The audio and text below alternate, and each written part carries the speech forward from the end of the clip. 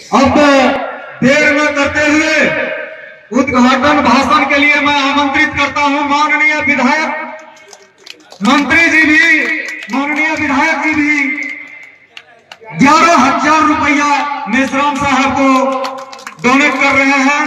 आंदोलन निधि के रूप में विधायक जी के द्वारा 11,000 रुपया दिया गया।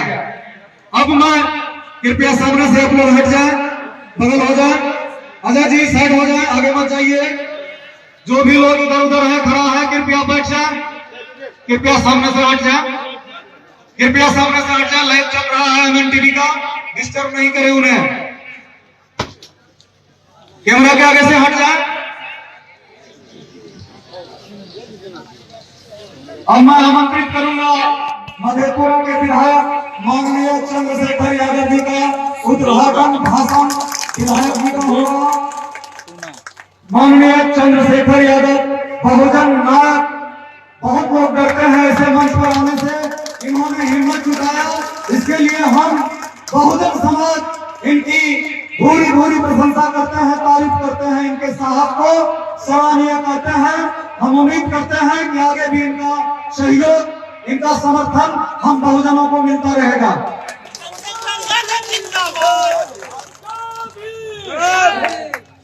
सामाजिक न्याय और समाजवाद के महान पुरुषों की धरती मधेपुरा की माटी पर बाबा मेश्राम साहब संघर्ष के प्रतीक और सभी अतिथि आकर साथियों का स्वागत है। हम इस महान अवसर पर, इस ऐतिहासिक अवसर पर शायद बाबा मेश्राम साहब इस तरह से मधेपुरा में पहली बार आए हैं और आम साथियों को, आम कार्यकर्ताओं को ट्रेनिंग देने आए हैं, कोई सभा करने नहीं आए हैं। अपने गौरव के प्रति उल्टा लेकर के अकेले आज यह देश की ताकत बने हैं।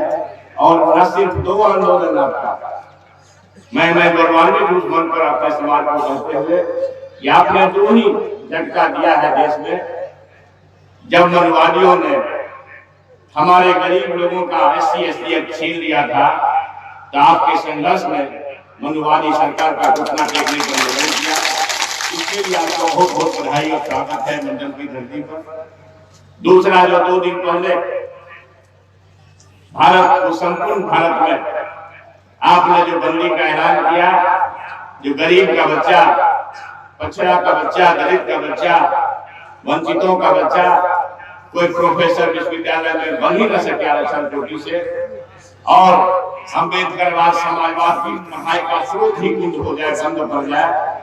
कल कोई अम्बेडकरवाद पे जाने ना, अम्बेडकर साहब पे जाने ना, इस कुत्सित मानसिकता भारत में हुआ और घोषणाते के मजबूर हुई भारतीय सरकार। और आज ही विधेयक ला करके और आपके इस आंदोलन का समर्थन किया है। मुझे पक्का विश्वास है बाबा मेश्राम साहब, आपको अभी तो परमात्मा में मैं विश्वास करता हूँ, मालिक में विश्वास करता हूँ। हम लोगों की उम्र लगे आपने और कम से कम 30-40 वर्ष आप और चले तो शायद बहुजन मुक्ति का शानदार रास्ता बना पाएंगे और हम लोग, हमारी पार्टी आपके टूल्स के रूप में काम करेंगे। हम इस अवसर पर जो साथी यहाँ आए हैं, बहनों, देवियों, किसान मजदूर भाइयों, मीनू जी आई, किरण जी आई, लता जी आई, श्वेता जी आई, सारे लोग आपके संभाषण को सुनने के लिए व्यग्र है। अब सामने में बैठे दिग्नयन बाबू है, वीरेंद्र बाबू है, सुरेश बाबू है, लियाकत अली साहब है, बेचन बाबू है, भूषण पासवान जी हैं, वो चंद्रभूषण राम जी हैं, वो उधर बगल में जोगिंदर राम जी हैं। कितना नाम लो, शायद हम लगता है कि हजारों लोग बैठे हैं, शायद इसमें से हम 700-800 लोग का नाम राजेंद्र गुप्ता जी से लेकर के सबका ले सकते हैं। सबका इस क्रांति की अग्रदूत और संघर्ष के प्रतीक बाबा मेश्राम साहब के समर्थन में जो लोग आए हैं, आप सभी का बहुत बहुत स्वागत है। बाबा मेश्राम साहब, हम लोग जो आपके सामने बैठे खड़े हैं, सभी लोग शायद जागृत हो जाए, ज्ञान हो जाए, ज्यादा ना कुछ बाबा साहब अम्बेडकर को जान जाए, बुद्ध जी को जान जाए, रविदास और कबीर जी को जान जाए तो हमको लगता है किसी भगवान ईश्वर और खुदा को जानने की जरूरत सब न पड़ेगी। बाबा मिश्राम साहब, आप बड़े कठिन रास्ते को चुना है। एक दिन का संघर्ष नहीं है आपका। काशीराम जी आज नहीं है, इस मन पर काशीराम साहब का नाम लेकर के भी मैं बहुजन समाज की ओर से आपको सम्मानित महसूस करता नहीं है। आपने उनके अधूरे काम को पूरा करने का, बाबा साहब के अम्बेडकर के काम को पूरा करने का जो संकल्प लिया, हम बहुजन समाज के लोगों से कहना चाहते हैं, आप किसी भ्रम में न रहे। मनुवाद है क्या बता देंगे बाबा मिश्राम साहब, मुझे बताने की जरूरत नहीं। देश में क्या हो रहा है सब कुछ बताने आए हैं। मैं तो आप हड्डी बनना भी नहीं चाहता हूँ, लेकिन आप सभी से कहना चाहता हूँ, गुजारिश है कि अगर इस कड़ाके के धूप को धूप समझ लेंगे, ओला और बारिश समझ लेंगे, तो शैतान मनुवादियों से डरना कोई आसान काम नहीं है।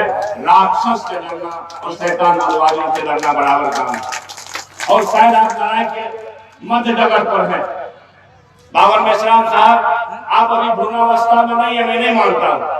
जब देश में आप मनुवादियों का चुप बुला करके उसकी अवधि से हमारे लिए वादी ला सकते हैं, तो मैं आपसे विनम्र आग्रह करूंगा, 10 दिन हो, 20 दिन हो, 25 दिन हो, पता नहीं, जब आप एक और आंदोलन का घोषणा करिए।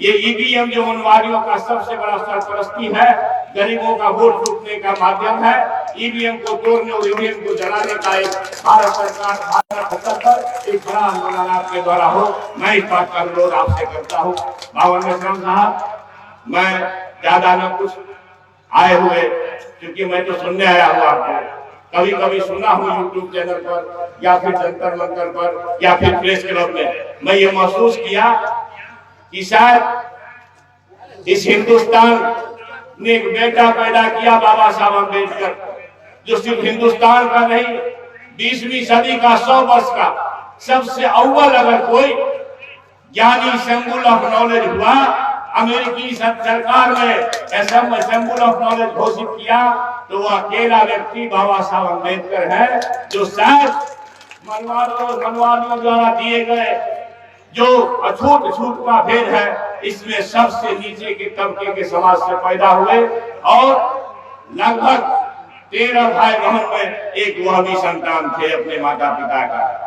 पता नहीं, मुझे यह कहते हुए गौरव होता है, मनुवादियों होश में रहना, सिंबल ऑफ नॉलेज बनने का अगर किसी को मौका मिला, किसी के पास हुनर था, किसी के पास सलाहियत थी, तो वह अत्यंत ही दलित समाज के बच्चा बाबा साहब अम्बेडकर के पास थे, किसी के पास नहीं।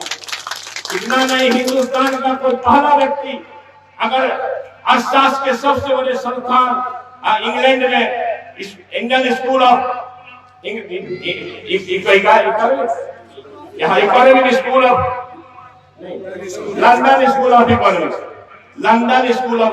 लंदन में अर्थशास्त्र के पढ़ने का एक बड़ा विद्यालय है। इस विद्यालय कहिए, कॉलेज कहिए, और दुनिया में सबसे नामी अर्थशास्त्र की पढ़ाई होती है। उस जमाने में हवाई जहाज नहीं था, 12-15 घंटे में लोग नहीं जा सकते थे, महीनों लगता था। पता नहीं जो जिगर मालिक ने, खुदा ने बाबा साहब अम्बेडकर के अंदर दिया था, लंदन स्कूल ऑफ इकोनॉमिक्स में जाकर के अर्थशास्त्र की पढ़ाई किए। संतोष न हुआ तो कोलंबिया गए। पता नहीं, दुनिया में सबसे बेहतरीन अर्थशास्त्र का ज्ञाता अगर कोई हुआ उस युग में, उसी का नाम बाबा साहब अम्बेडकर है, जो अत्यंत ही नीचे तबके के जात में पैदा हुए। हमारे इलाके में आप सबसे कहना चाहता हूँ, बाबा साहब अम्बेडकर क्या थे? हमारे इलाके में सबसे कमजोर जाति डोम मलिक मेहतर कहा जाता है। मुझे इस बात का गौरव है बाबा मिश्राम साहब, मैं 30 वर्ष डोम मेहतर मलिक का गोद छुआ तो पहले विधायक, प्रोफेसर और शायद मंत्री भी बना, ना बना होता। इसलिए आप अपील करेंगे हमारे लोगों से। हमारे इलाके में ऋषिदेव भी दलित है, अछूत है मनुवादियों द्वारा, मगर वह भी मलिक का देह छूना नहीं चाहता। वह राम भाई भी मलिक का देह छूना नहीं चाहता, पासवान भाई भी मलिक का देह न छूना चाहता। और मनुवादी ने जो बीमारी दी है, इस बीमारी को जड़ से उखाड़ने का संबल परमात्मा मालिक आप सदा आप में दे।